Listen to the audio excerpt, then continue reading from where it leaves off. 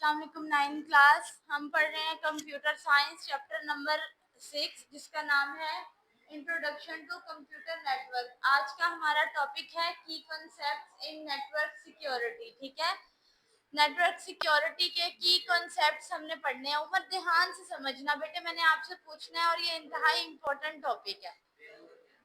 Book page number है 114।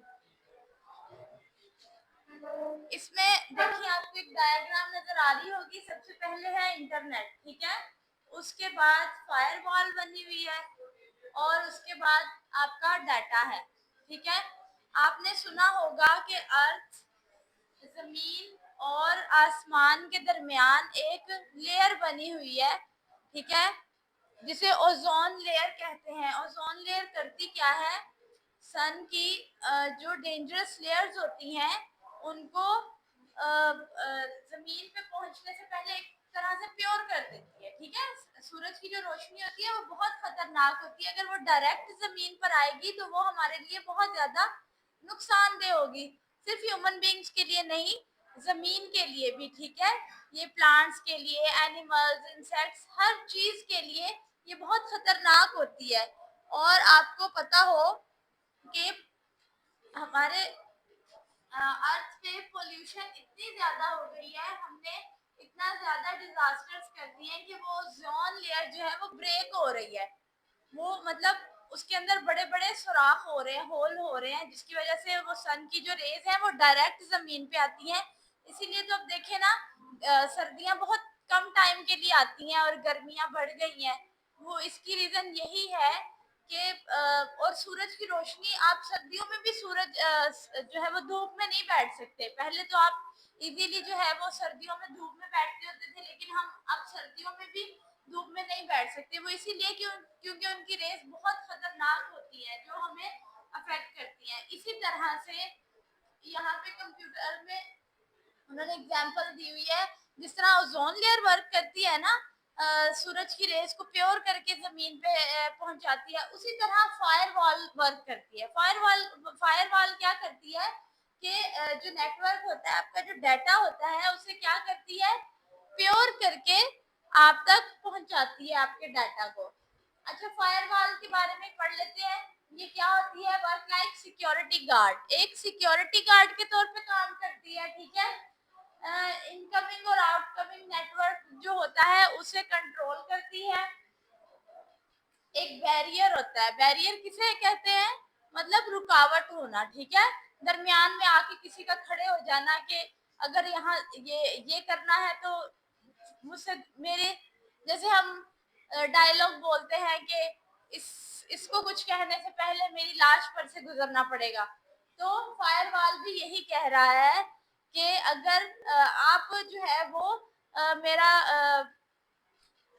जिसका मैं डाटा प्रोटेक्ट कर रहा हूँ उसके डाटा को नुकसान पहुंचाने से पहले आपको मुझसे होके गुजरना पड़ेगा। ठीक है, मुझसे लड़ना पड़ेगा, उसके बाद आप इस डाटा को नुकसान पहुंचा सकते हैं। मैं ऐसे नहीं होने दूंगा। फायरवॉल एक सिक्योरिटी गार्ड है। ठीक है, इंटरनल और एक्सटर्नल नेटवर्क्स जो होते हैं उन डाटा को ये प्रोटेक्ट करता है। अच्छा, उसके बाद है इंक्रिप्शन और डिस्क्रिप्शन। क्या होता है, इंक्रिप्शन होता है कि बुक पेज नंबर ओपन करें 115 पे। पहले है इंक्रिप्शन। इसमें क्या होता है कि डाटा को एक सीक्रेट कोड में कन्वर्ट कर दिया जाता है। ठीक है, एक मैसेज है, आप नहीं चाह रहे कि आप जिसे सेंड कर रहे हैं उसके अलावा ये मैसेज कोई ना पढ़ पाए। ठीक है, मतलब उस तक पहुंच भी जाए लेकिन वो रीड ना कर पाए, वो इसे अंडरस्टैंड नहीं कर पाए कि इसका मतलब क्या है। ठीक है, तो इंक्रिप्शन में क्या होता है कि उस सिंपल मैसेज को, सिंपल डाटा को आप सीक्रेट एक कोड में कन्वर्ट कर देते हैं और जिस पर्सन तक आप वो भेजते हैं सिर्फ वही अंडरस्टैंड कर सकता है। ठीक है, जिस तरह मुख्तलिफ एजेंसीज वगैरह होती हैं, ये जो हमारे मुल्क में हसास अदारे जो हैं वो इसी तरह सीक्रेट कोड्स में अपने मैसेजेस एक दूसरे तक पहुंचाते हैं ना। उसके बाद है डिस्क्रिप्शन। डिस्क्रिप्शन में क्या होता है कि वही सीक्रेट कोड जो होता है उसको ओरिजिनल लैंग्वेज में कन्वर्ट कर देना, ओरिजिनल टेक्स्ट में कन्वर्ट कर देना। इसकी एग्जांपल देखें, एक वर्ड लिखा हुआ है, एक मैसेज लिखा हुआ है हेलो वर्ल्ड, ठीक है, ये डिस्क्रिप्शन फॉर्म में है ना, ओरिजिनल फॉर्म में लिखा हुआ है, ठीक है।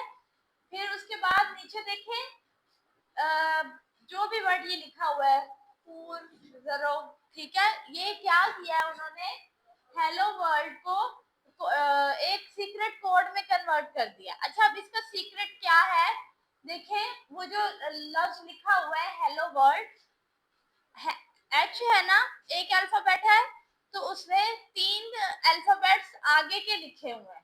अब जिसने इसे डिकोड करना होगा वो क्या करेगा, 3 अल्फाबेट्स पीछे जाएगा, वो राइट करेगा, ठीक है। के से 3 अल्फाबेट्स पीछे जाएगा और लिखेगा कि के से 3 अल्फाबेट अगर मैं पीछे जाता हूँ तो क्या वर्ड बनता है। इसी तरह फिर एच है, एच से 3 अल्फाबेट्स वो पीछे की तरफ जाएगा और ई लिखेगा। इसी तरह ओ है, ठीक है, इस तरह से वो इसे डिकोड करेगा। ये एक तरीका होता है जिसके थ्रू जो है वो आप अपने मैसेजेस को डिकोड कर सकते हैं। तो ये हमारा जो आज का टॉपिक था, इसमें हमने यही पढ़ा है कि किस तरह से नेटवर्क सिक्योरिटी में एक तो फायरवॉल किस तरह से आपका डाटा प्रोटेक्ट करती है, ठीक है, सिक्योर करती है, और दूसरा इंक्रिप्शन और डिस्क्रिप्शन में हम किस तरह से अपना डाटा सिक्योर कर सकते हैं और वो मैसेज सिर्फ उसी पर्सन तक पहुंचा सकते हैं जिससे इसका लिंक होगा, मतलब कॉमन पीपल उसे रीड नहीं कर सके। आप जैसे हमें, जैसे अभी मैंने आपको बताया है तो आपको आइडिया हुआ है कि ये जो हेलो वर्ल्ड के नीचे जो लफ्ज लिखा हुआ है ये कैसे डिकोड किया जा सकता है, वरना आप पढ़ते रहते आपको नहीं समझ आनी चाहिए क्या लिखा हुआ है। इसी तरह उनके आपस में सीक्रेट्स होते हैं और उसके थ्रू वो अपने मैसेजेस को डिकोड करते हैं, ठीक है। ये उनका आपसी सीक्रेट होता है ना। अब जैसे ट्रेनिंग्स होती हैं तो उसमें डिसाइड किया जाता है ना कि अगर हमें कोई प्रॉब्लम फेस करनी पड़ी तो हम, जैसे जंगल में कोई गुम हो जाता है तो हम क्या करते हैं उसे, मतलब गुम होने से पहले आपस में यही डिसाइड करते हैं ना कि अगर मैं गुम हो जाऊं तो फलां जगह पे आ जाना, या फलां किस्म की आवाज जो है वो निकालना, मैं समझ जाऊंगा कि ये आप हैं या जो भी है। इसी तरह से ये उनके डिसाइडेड कोड्स होते हैं पहले से ही, ठीक है। बुक पेज नंबर 115 देखें। 114 पे तो कुछ भी नहीं है करने वाला। 115 पे देखें, इसमें इंक्रिप्शन डाटा है, 3 लाइनें हैं इसकी। इंक्रिप्शन और डिस्क्रिप्शन ये दोनों ही करने हैं। नीचे इसकी एक एग्जांपल है, जैसे मैंने एग्जांपल में लिखा हुआ है आप ये भी लिख देंगे तो ये इनफ होगा, ठीक है, आपको ये पूरा पैराग्राफ लिखने की जरूरत नहीं है।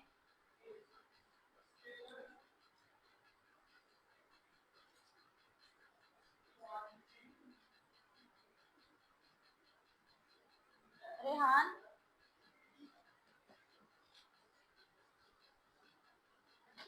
उसके बाद कुछ कॉमन थ्रेड्स हैं, ठीक है।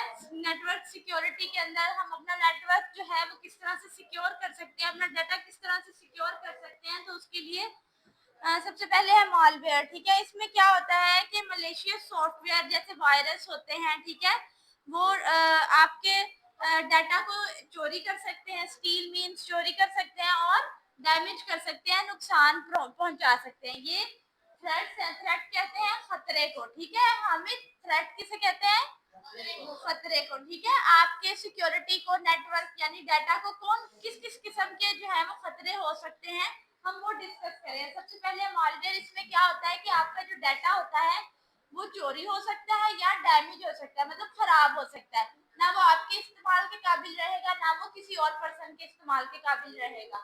फिर उसके बाद है फिशिंग। फिशिंग में क्या होता है, इसमें डिफरेंट ट्रिक्स लगाई जाती हैं और आपका डाटा, अच्छा इसकी एग्जांपल देती हूँ मैं, एक मूवी भी है इस पे, ठीक है, फिशिंग में। उसमें वो क्या करते थे, एक उनका पूरा नेटवर्क बना हुआ था, वो ये जैसे लोग होते हैं जिनको इतना आइडिया नहीं होता कि अगर हमें अननोन नंबर से कॉल आएगी तो उन्हें हमने अपना एटीएम पिन नहीं देना, या अगर वो हमसे इंफॉर्मेशन मांगने की कोशिश करते हैं तो हमने उन्हें वो इंफॉर्मेशन नहीं देनी। तो वो क्या करते होते थे, ऐसे लोगों को टारगेट करते थे और फिर उनसे उनका जो है वो एटीएम पिन या इस तरह के जो भी उनके होते थे वो उनसे मांगकर उनके जो अकाउंट्स थे वो सारे खाली कर दिया करते थे। फिशिंग ये होता है, ठीक है। फिशिंग में आपसे आपका ही डाटा लेकर, आपके पिन कोड्स वगैरह लेकर आपका ही डाटा जो है वो चोरी कर लिया जाता है, ठीक है। उसके बाद है DOS, Denial of Service Attacks। इसमें क्या होता है कि network with traffic of disturbs in normal operation and make it unavailable. इसमें आपके डाटा को जो है वो रिमूव कर दिया जाता है, खराब कर दिया जाता है।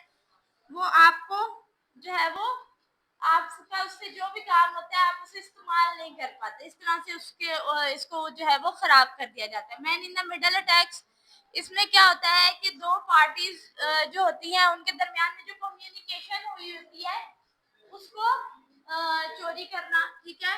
उसको आसान लफ्जों में अगर हम कहें कि उसको सुन लेना, ठीक है।